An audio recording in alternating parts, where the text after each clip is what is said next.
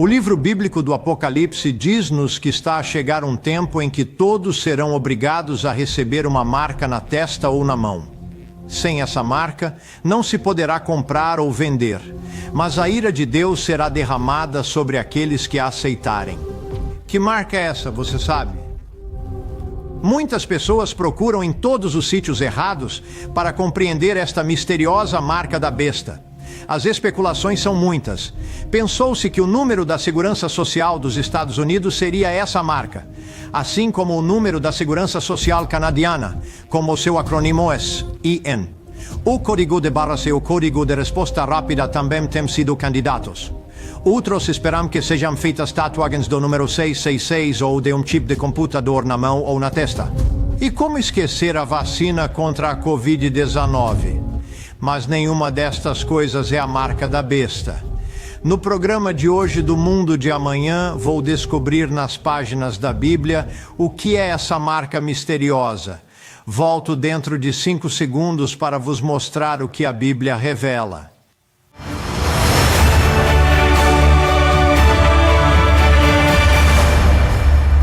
Sejam muito bem-vindos de todos nós aqui no Mundo de Amanhã, onde hoje partilho convosco o que a Bíblia diz sobre a misteriosa marca da besta. O tema de uma marca que controla se alguém pode comprar ou vender surge do livro bíblico do Apocalipse. Por isso temos de olhar para essa fonte para descobrir o que é essa marca. Eis a passagem em questão. E faz que a todos, pequenos e grandes, ricos e pobres, livres e servos, lhes seja posto um sinal na mão direita ou na testa, e que ninguém possa comprar ou vender, senão aquele que tiver o sinal, ou o nome da besta, ou o número do seu nome. Agora, antes de sairmos correndo em direção ao pôr do sol procurando essa marca, vamos parar e considerar o ponto óbvio e mais fundamental para entender essa marca. A marca é da besta. Sim, é a marca da besta. Qualquer marca de qualquer outra fonte não pode ser a sua marca. Embora seja popular concentrarmos-nos em códigos de barras, números de segurança social, tatuagens e chips de computador, temos de nos concentrar primeiro na identificação desta besta se quisermos compreender a sua marca. Então, quem ou o que é essa besta? Começamos o nosso estudo no livro bíblico de Daniel. Aí lemos como o rei Nabucodonosor teve um sonho invulgar e como Deus revelou o seu significado ao profeta Daniel. Começaremos em Daniel, no 2º capítulo, no versículo 31. Tu, ó rei, estavas vendo, e eis aqui uma grande estátua. Essa estátua, que era grande e cujo esplendor era excelente, estava em pé diante de ti, e a sua vista era terrível. A cabeça daquela estátua era de ouro fino, o seu peito e os seus braços de prata, o seu ventre e as suas coxas de cobre, as pernas de ferro, os seus pés em parte de ferro e em parte de barro. Talvez esteja a pensar neste momento: como é que o sonho de um rei há 2.500 anos pode ter alguma coisa a ver comigo? Não é apenas uma história de embalar para crianças? Este pensamento não podia estar mais errado. Daniel explicou ao rei que a figura de uma estátua representava 4 reinos. A cabeça de ouro era o seu império caldeu. A história mostra que os 3 que se seguiram foram os impérios medo-persa, greco-macedônio e romano. Repare que esta profecia abrange o tempo desde Nabucodonosor até a segunda vinda do Messias, Jesus Cristo, e a instauração do seu reino. Mas nos dias desses reis, o Deus do céu levantará um reino que não será jamais destruído. E esse reino não passará a outro povo. Esmiuçará e consumirá todos esses reinos e será estabelecido para sempre. Da maneira como viste que do monte foi cortada uma pedra sem mãos, e ela esmiuçou o ferro, o cobre, o barro, a prata e o ouro, o Deus grande fez saber ao rei o que há de ser depois disso. Passemos agora a Daniel 7, onde se fala mais detalhadamente destes 4 impérios mundiais. Desta vez, em vez de uma imagem de um homem feito de diferentes materiais, encontramos estes mesmos impérios descritos como 4 bestas selvagens. O primeiro era como leão e tinha asas de águia. O segundo como um urso. O terceiro era um leopardo com 4 cabeças. E o quarto era, como vemos em Daniel 7, versículo 7, era terrível e espantoso e muito forte, o qual tinha dentes grandes de ferro. Ele devorava e fazia em pedaços e pisava aos pés o que sobejava. Era diferente de todos os animais que apareceram antes dele e tinha 10 pontas. Os versículos 17 e 23 mostram claramente que as palavras rei e reino são usadas indistintamente. E como no capítulo 2, esse quarto reino termina com a volta de Cristo, quando ele estabelecer o seu reino. Observe isso nos versículos 26 e 27. Mas o juízo estabelecer-se-á, e eles tirarão o seu domínio para o destruir e para o desfazer até ao fim. E o reino, e o domínio, e a majestade dos reinos debaixo de todo o céu serão dados ao povo dos santos do Altíssimo. O seu reino é um reino eterno, e todos os domínios o servirão e lhe obedecerão. Não precisamos de especular sobre o significado, pois a Bíblia interpreta os seus próprios símbolos. A imagem de Nabucodonosor é explicada como 4 reinos, começando com o de Nabucodonosor e terminando com Deus estabelecendo um reino nesta terra.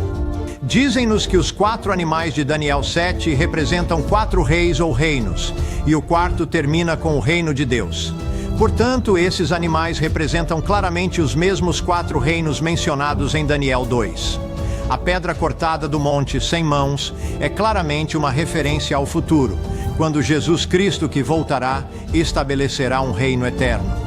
Nessa altura, ele destrói os impérios da humanidade, ferindo a grande imagem do rei nos pés e nos dedos dos pés. Portanto, os pés e os dedos de ferro e de barro devem existir no retorno de Cristo. Observe a explicação de Daniel sobre os pés e os dedos dos pés no 2º capítulo de Daniel. E quanto ao que viste dos pés e dos artelhos, em parte de barro de oleiro e em parte de ferro, isso será um reino dividido. Contudo, haverá nele alguma coisa da firmeza do ferro, pois que viste o ferro misturado com barro de lodo. E como os artelhos eram em parte de ferro e em parte de barro, assim por uma parte o reino será forte e por outra será frágil. Quanto ao que viste do ferro misturado com barro de lodo, misturar-se-ão com semente humana, mas não se ligarão um ao outro, assim como o ferro se não mistura com o barro. Esse é o estado do reino romano no fim dos tempos. Como veremos, haverá 10 nações que não aderem umas às outras, mas o fazem por um período muito curto de tempo por necessidade e têm a força do ferro. Mas como é que isto é possível quando Roma, o quarto reino, caiu há mais de 1500 anos? Para a resposta, temos de nos voltar para o livro do Apocalipse, no capítulo 13. Aqui encontramos outra criatura, mas desta vez uma única besta com as características das encontradas em Daniel 7. Essas características estão todas combinadas numa única criatura. Por quê? Porque João registrou esta visão no final dos anos 90 d.C., no tempo do Império Romano, que tinha absorvido os outros 3 reinos. Repara nesta descrição.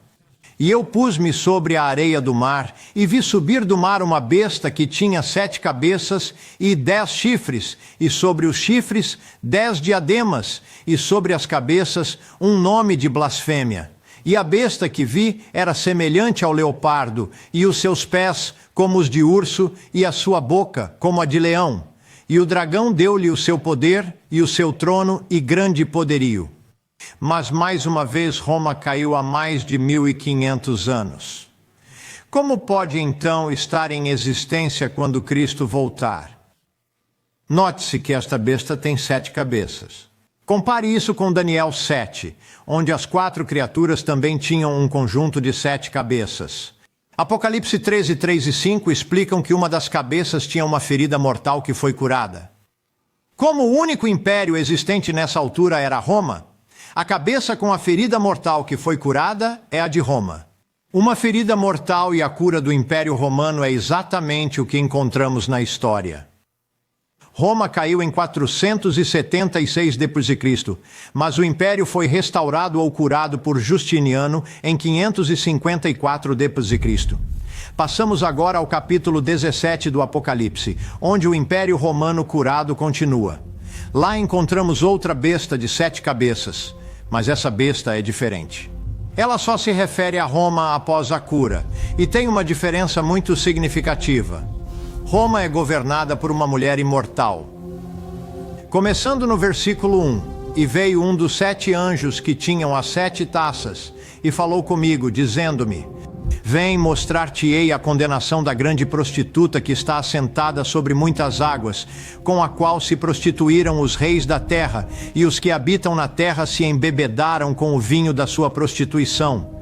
E levou-me em espírito a um deserto, e vi uma mulher assentada sobre uma besta de cor escarlate, que estava cheia de nomes de blasfêmia, e tinha 7 cabeças e 10 chifres. Na Bíblia, a mulher é por vezes utilizada como símbolo de uma igreja. A respeito do casamento de um homem e uma mulher, lemos em Efésios capítulo 5, versículo 32. Grande é este mistério. Digo-o, porém, a respeito de Cristo e da igreja. Em Apocalipse 19, versículos 6 a 9, descreve os salvos como a noiva de Cristo. Mas no caso de Apocalipse 17, vemos uma mulher caída, uma igreja apóstata, uma igreja mãe com as suas filhas prostitutas. Vem, mostrar-te-ei a condenação da grande prostituta que está assentada sobre muitas águas. E na sua testa estava escrito o nome: Mistério, a grande Babilônia, a mãe das prostituições e abominações da terra. Este império romano, cuja ferida mortal foi curada em 54 d.C., tinha 7 cabeças e é dominado por um sistema religioso apóstata. Além disso, ficamos sabendo que após a cura, ele continuaria por 1260 anos. E vi uma de suas cabeças como ferida de morte, e a sua chaga mortal foi curada, e deu-se-lhe poder para continuar por 42 meses. Isso é de Apocalipse 13, versículos 3 e 5. Um mês profético é composto de 30 dias. 30 dias vezes 42 meses dá 260. A Bíblia às vezes usa o que é chamado de princípio do dia por um ano. Nesse caso, a besta continuaria depois de curada por um período de 1660 dias ou 1660 anos. O contexto histórico mostra-nos que se trata da segunda hipótese, ou seja, 1260 anos. A história revela que o Império Romano, agora dominado por uma igreja apóstata, foi restaurado por Justiniano em 54 d.C. O império diminuiu e foi restaurado mais 4 vezes. A segunda restauração ocorreu em 800 d.C. quando, no dia de Natal, quando Carlos Magno se ajoelhou perante o altar de São Pedro em oração, o Papa Leão produziu subitamente uma coroa de joias e colocou-a na cabeça do rei. Depois de Carlos Magno, o império voltou a deteriorar-se, mas foi reativado uma terceira vez sob o reinado de Otão I. Tal como Carlos Magno, Otto recebeu o seu trono através da reivindicação papal de que a Igreja Romana tinha sido o único eleitor imperial desde o início do século IV. O Sacro Império Romano Germânico era assim, em grande medida, alemão na sua base étnica e política, cristão na sua justificação moral e romano na sua pretensão de legitimidade e universalidade. Carlos V e Napoleão constituíram a quarta e quinta restaurações. Desde a cura sob Justiniano, em 554, até a queda de Napoleão, em 1814, temos, vejam só, exatamente 1260 anos, como predito em Apocalipse 13 e nos versículos 3 e 5. Apocalipse 17 diz-nos que haveria mais 2 reavivamentos depois dos 5, durante os 1660 anos. Aqui está a mente que tem sabedoria. As 7 cabeças são 7 montes sobre os quais a mulher se assenta. Roma está edificada sobre 7 montes. Há também 7 reis. 5 caíram. Isso foi entre 554 e 1814. Um deles é Hitler e Mussolini, e o outro ainda não chegou. E quando chegar, terá de ficar pouco tempo. O que está para vir será composto por 10 reis ou nações, com a força do ferro e a fragilidade do barro. Isto acontecerá num futuro próximo, e quando acontecer, lembra-te de onde ouviste isto. Deus não está contente com aqueles que aceitam a marca da besta. É um sinal de desobediência. Não pode ser simplesmente um chip de computador ou um código de barras. É a marca da besta, e a besta luta contra Cristo no seu regresso. Os 10 chifres que viste são 10 reis que ainda não receberam o reino. mas receberão o poder como reis por 1 hora, juntamente com a besta. Estes farão guerra ao Cordeiro, e o Cordeiro vencê-los-á, porque é o Senhor dos senhores e o Rei dos reis. São os versículos 12 e 14 de Apocalipse 17. Talvez te surpreenda saber que a Bíblia fala de outra marca. Poucas pessoas sabem que Deus deu um sinal que identifica o seu povo. Leia-o você mesmo em Êxodo, capítulo 31, versículo 13. Tu, pois, fala aos filhos de Israel, dizendo: certamente guardareis meus sábados, porquanto isso é um sinal entre mim e vós nas vossas gerações, para que saibais que eu sou o Senhor, que vos santifica. Alguns argumentam erradamente que Jesus mudou o sábado para o primeiro dia da semana. Mas a Bíblia e a história da igreja primitiva mostram que Jesus, os seus apóstolos e a igreja de Deus do primeiro século continuaram a observar o dia em que Deus santificou uma criação muito antes de Moisés. Como lemos no 2º capítulo de Gênesis e no versículo 3. E abençoou Deus o dia 7º e o santificou, porque nele descansou de toda a sua obra que Deus criara e fizera. E Jesus declarou àqueles que estão a aplicar mal o sábado, que o sábado não foi abolido, mas foi feito por causa do homem, e não o homem por causa do sábado. Assim o Filho do Homem até do sábado é Senhor. Agora pensem nisto, não se é Senhor de algo que não existe, o diabo é um grande falsificador. Falando de falsos ministros, Paulo escreveu em 2 Coríntios capítulo 11, porque tais falsos apóstolos são obreiros fraudulentos, transfigurando-se em apóstolos de Cristo. E não é maravilha, porque o próprio Satanás se transfigura em anjo de luz. Não é, pois, grande coisa que os seus ministros se transformem também em ministros da justiça? Vimos que Deus tem um sinal que identifica o seu povo, o sábado do 7º dia. Mas Satanás também tem um sinal, uma marca, que identifica aqueles que são seus. Daniel 7 fala de um chifre forte que pode ser ligado à mulher que monta a besta de Apocalipse 17. Eis o que Daniel 7,25 revela sobre esse chifre. E proferirá palavras contra o Altíssimo, e destruirá os santos do Altíssimo, e cuidará em mudar os tempos e a lei. Reparem que ele diz, e cuidará em mudar os tempos e a lei. Não foi Jesus ou o apóstolo Paulo que mudaram o dia de descanso reservado por Deus na criação. Foi o imperador romano Constantino que mudou o sábado para o domingo. De acordo com o manual de Erdmann para a história do cristianismo, o domingo cristão não se tornou um dia de descanso, até que Constantino o decretou em 321 d.C. Constantino era um adorador do sol. Quando, em 321, Constantino transformou o primeiro dia da semana num feriado, chamou-lhe o venerável dia do sol, o domingo. Mas e o facto de a marca ser colocada na mão e na testa? Isso não sugere uma espécie de marca visível ou um chip de computador? Não devemos ler na Bíblia as nossas próprias ideias. Temos de deixar a Bíblia explicar os seus próprios símbolos. Um sinal na mão e na testa não aparece de repente no Apocalipse. Longe disso.